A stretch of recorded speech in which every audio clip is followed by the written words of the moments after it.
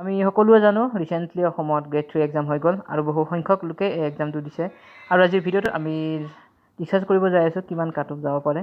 এই ভিডিঅ'টো বেছি ডাঙৰ নকৰোঁ, জাষ্ট মই সকলোকে এটা আইডিয়া দি দিম কিমান মান কাট অফ যাব পাৰে। তেন্তে এছ টিৰ ক্ষেত্ৰত মই এটা আইডিয়া দিব যাই আছোঁ। আপোনালোকে যদি চাই আছে ভিডিঅ'টো লাইক কৰিব। যিসকল এছ চি হয় তেওঁলোকে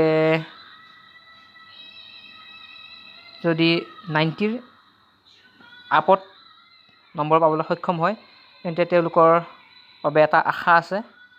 হয় 90 এছ চি সকলৰ বাবে 90 এটা আশা কৰিব পাৰি। তাৰ পাছত যিসকল জেনেৰেল কেণ্ডিডেট নাইবা EWS কেণ্ডিডেট আছে সেইসকলৰ বাবে কাট অফটো অলপমান বেছি যোৱাৰ সম্ভাৱনা আছে।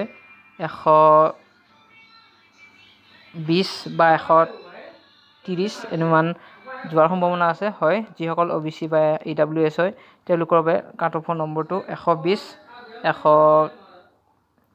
130ৰ ভিতৰত হোৱাৰ সম্ভাৱনা আছে। তাৰপাছত যিসকল জেনেৰেল কেণ্ডিডেটসকলৰ বাবে কাট অফটো আপোনাৰ 130ৰ